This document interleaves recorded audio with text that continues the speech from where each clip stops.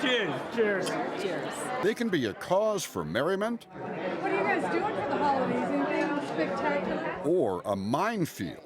I'm Barry. Oh, I'm nervous now. One thing for sure, holiday parties mean you'll be making small talk. A lot of it. I'm Tracy Gregory. I'm Joe's wife. And as we all know, there's a thin line between fun and faux pas. What questions do you not ask? Well, let's start with this. Where's your wife?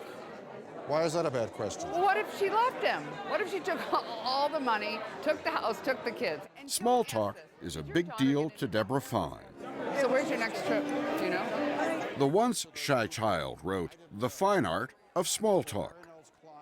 Her book is full of do's, like check the guest roster beforehand to learn names. Look for someone standing alone who might be glad to chat. And, like a good Boy Scout, come prepared with questions. Like what? Well, for instance, because this is a holiday party, I would be prepared to ask you, what are some of your favorite traditions this time of year? What was the best present you ever got, Barry? Or what's the best one you've ever given?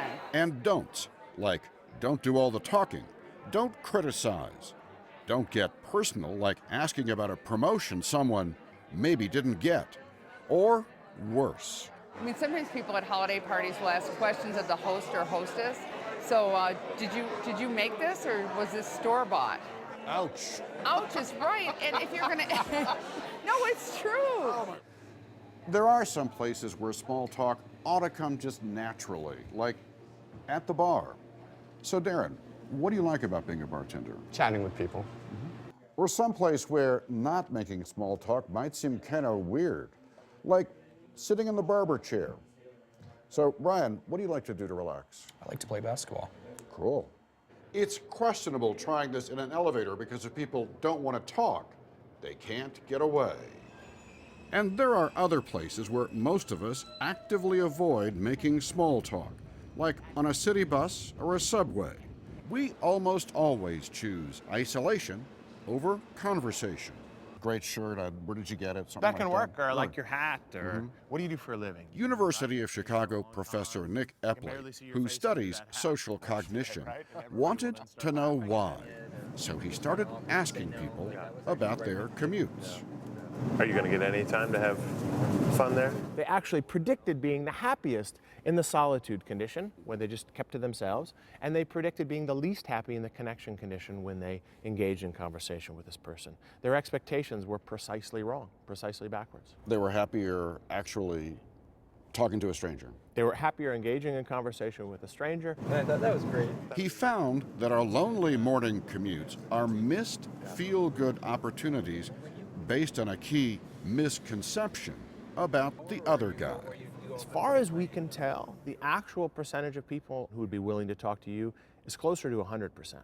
100%? It can't be 100% exactly, Right. of course. We never had anybody in our connection condition send us back a questionnaire saying that they tried to engage in a conversation, but the person wouldn't talk to them. He was so moved by his findings, he gave up his smartphone. You don't carry one of these? I don't carry one of those, You don't no. read your text every time No, it beeps? I carry a stupid phone. I carry a phone that just makes calls. Why? It keeps me more connected to folks who are right next to me, and it encourages more conversation that I might not have otherwise. And the fact is, I don't miss a whole lot when I'm not on the phone. We can, ladies and gentlemen, Barry Petersen. I love it. And when it comes to talk, the women of the talk, Julie Chen, Sharon Osbourne, Aisha Tyler, Sarah Gilbert, and Cheryl Underwood are television's experts. Their talk show is about talking to guest after guest for millions of viewers. Whether you're doing a television show or hosting a dinner party or meeting someone for drinks, you want to make the other person feel cared for. And if they feel cared for, they'll feel comfortable and they'll open up to you. And the key to making people feel cared for? You guys talk about the art of conversation, but I wonder how much of the art of talking with people is the art of listening. Everything. All of it. 100,000%, especially as talk show hosts. We all know at this table, the shorter our questions are, the more we can make the guest sitting in that very chair shine, the better we are at our job. That's right. A job they say seems particularly hard these days. The art of conversation is dead? You said that. Why? Because I truly think that it's dying. And I think that especially with the younger generation, because everything is on their phones, everything is a text or an email. People say that you're killing the art of conversation because everything's like that. Are you?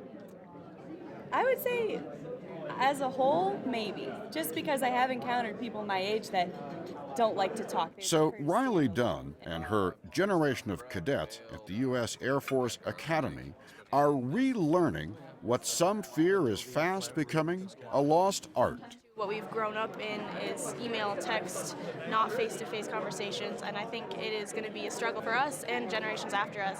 This formal dinner is actually a class, and along with learning which fork goes with which course, they are given cue cards to help conversations start. What does it say? As the person sitting to your right, where they are from, continue the conversation with others at your table. These are absolutely necessary skills to be leaders. Heather Buckman is the Academy's Director of Social Decorum, who finds the texting generation is surprisingly hungry to talk face to face. They're craving this knowledge because they don't get to practice it on a regular basis in day-to-day life. And this time of year, We're going to have a DJ, but we're going to have a fashion show. when day-to-day life can include a holiday party, it's not about the topic, it's all about the approach. Show a true interest. Let's go back and forth and have a real conversation. But it has to be real. And so does your exit. The best strategy?